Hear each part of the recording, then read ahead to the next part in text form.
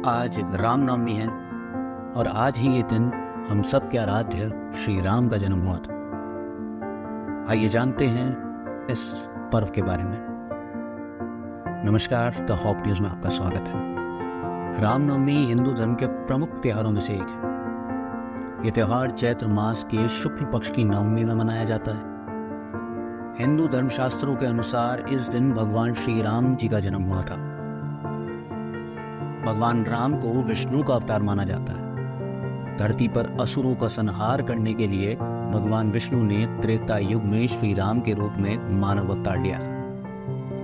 भगवान राम को मर्यादा पुरुषोत्तम कहा जाता है क्योंकि उन्होंने अपने जीवन काल में कई कष्ट सहते हुए भी मर्यादित जीवन का सर्वश्रेष्ठ उदाहरण प्रस्तुत किया।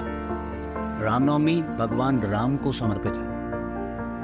राम सदाचार के प्रतीक हैं। उन्होंने विपरीत परिस्थितियों में भी अपने आदर्शों का त्याग नहीं किया, अपनी मर्यादाओं में रहते हुए जीवन व्यतीत किया। इसलिए उन्हें उत्तम पुरुष का स्थान दिया गया है। राम राज्य या राम का शासन शांति व समृद्धि की अवधि का पर्यायवाची बन गया है। रामनवमी के दिन श्रद्धालुओं की बड़ी संख्या में उनके जन्मोत्सव को मनाने के लिए राम जी की मूर्तियों को पालने में जुलाते हैं। इस महान राजा की काव्य तुलसी रामायण में राम की कहानी का वर्णन है। आइए जानते हैं रामनवमी का इतिहास। रघुकुल शिरोमणि महाराज दशरथ की 3 पत्नियां थीं, परंतु फिर भी वे संतान सुख से वांछित थे। इससे व्यथित राजा दशरथ को ऋषि वशिष्ठ ने कमेष्ठी यज्ञ करवाने की आज्ञा दी। इस यज्ञ के फलस्वरूप राजा दशरथ के यहाँ 3 रानियों को पुत्र रत्न की प्राप्ति हुई और उनकी प्रथम पत्नी कौशल्या की कोख से भगवान श्री राम का जन्म हुआ। अब श्री राम का जन्म दिन के 12 बजे हुआ था। जैसे ही सौंदर्य निकेतन शंख चक्र गदा पद्म धारण किए हुए चतुर्भुजी श्री राम प्रकट हुए तो माता कौशल्या ने उन्हें देखकर विस्मित हो गई। राजा दशरथ के 3 अन्य पुत्र भरत, लक्ष्मण और शत्रुघ्न थे। आइए जानते हैं रामनवमी कैसे मनाते हैं। रामनवमी के त्योहार का महत्व हिंदू धर्म सभ्यता में महत्वपूर्ण रहा है। अलग अलग क्षेत्रों में इस त्योहार को मनाने का तरीका भी अलग है। इस पर्व के साथ ही माँ दुर्गा के नवरात्रों का समापन भी होता है। चैत्र माह में माँ दुर्गा की भी पूजा की जाती है और नवरात्रि मनाई जाती है।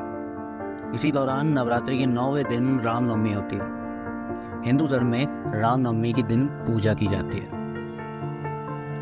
रामनवमी की पूजा पहले देवताओं पर जल, रोली और लेपन चढ़ाया जाता है।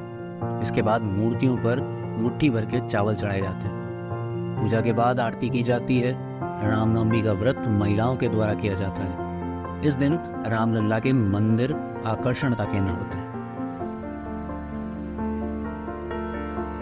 सबसे बड़ा उद्देश्य रामनवमी का हम यही मानते हैं कि भगवान श्री राम जी ने अपने जीवन का उद्देश्य अधर्म का नाश कर धर्म की स्थापना करना बताया, पर उससे उनका आशय यह था कि आम इंसान शांति के साथ जीवन व्यतीत कर सके और भगवान की भक्ति कर सके। उन्होंने ना तो किसी प्रकार के धर्म का नामकरण किया और ना ही किसी विशेष प्रकार की भक्ति का प्रचार किया। इस प्रकार इनके जीवन को एक आदर्श जीवन के रूप में प्रस्तुत करना और आने वाली पीढ़ियों तक यह संदेश पहुंचाना भी इस दिन को मनाने का उद्देश्य है। आप सभी को रामनवमी की हार्दिक शुभकामनाएं।